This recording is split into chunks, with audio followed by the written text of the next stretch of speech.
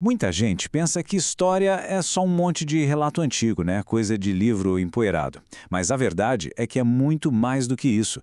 É uma ciência, sabia? Com métodos bem rigorosos para a gente descobrir e entender o passado. E é exatamente sobre isso que vamos conversar hoje. Como o conhecimento sobre o passado é, bem, como ele é produzido. Então, para a gente começar, vamos fazer um exercício bem rápido.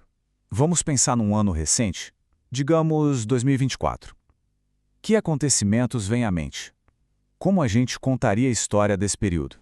Talvez a primeira coisa que venha à mente seja a crise de saúde, né?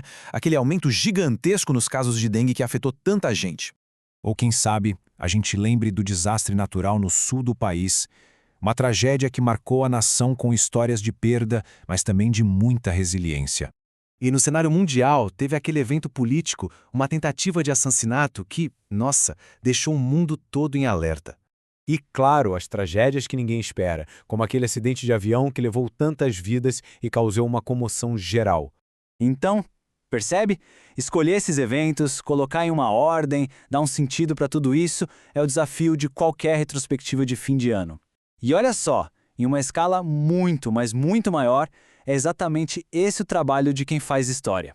Sabe, tem essa ideia de que a história é uma coisa pronta, um livro fechado que não muda mais. Mas a realidade é bem mais interessante e complexa do que isso. Tem um historiador genial, o Mark Bloch, que resumiu isso de um jeito perfeito. Os eventos que aconteceram, bom, eles já foram, né? São imutáveis. O que aconteceu, aconteceu. Mas o nosso conhecimento sobre eles, esse sim, está sempre em movimento, sempre mudando. E essa diferença é fundamental. Pensa assim, ó, o passado é tipo uma ruína antiga. Tá lá, parada, estática. Não dá para mudar. Agora, o conhecimento histórico, esse é como um mapa que a gente está sempre redesenhando. Cada nova descoberta adiciona um detalhe, uma perspectiva nova. Ok, então se o conhecimento do passado está sempre em construção, quais são os tijolos dessa obra toda? É aqui que o trabalho do historiador fica parecido com o de um detetive. E as pistas dele são justamente os vestígios que o tempo deixou para trás. Essas pistas, no jargão da profissão, a gente chama de fontes históricas. Elas são a matéria-prima de tudo, sabe? São as evidências que permitem que a gente, de certa forma, viaje no tempo e conheça épocas que não vivemos.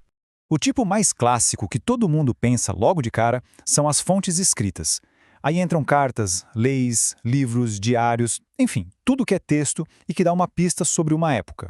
Mas é claro que a história não é feita só de palavras, né?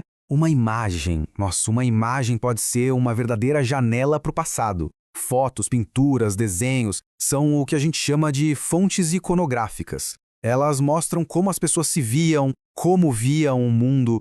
E os objetos que a gente pode pegar, tocar, ferramentas, moedas, as próprias pirâmides. Isso são as fontes materiais.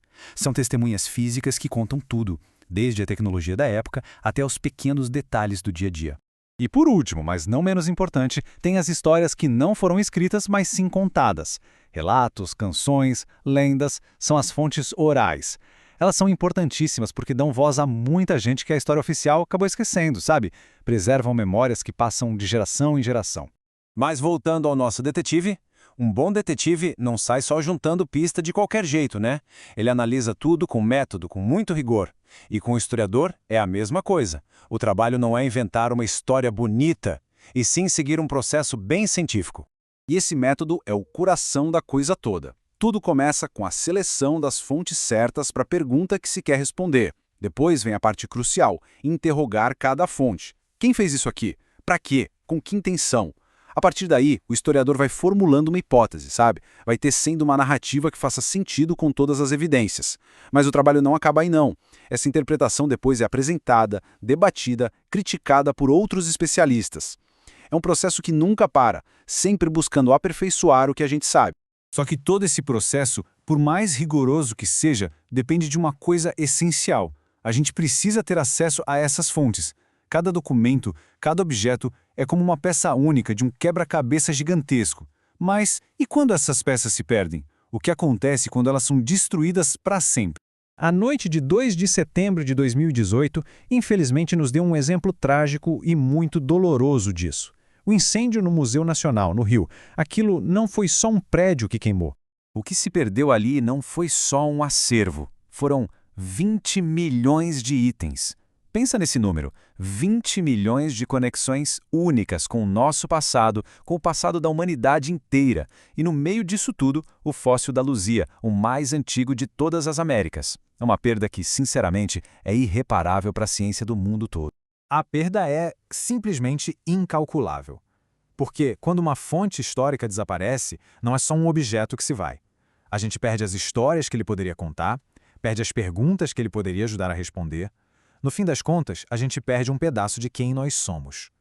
E isso nos deixa com uma reflexão final. O que, de verdade, a gente perde quando o passado desaparece?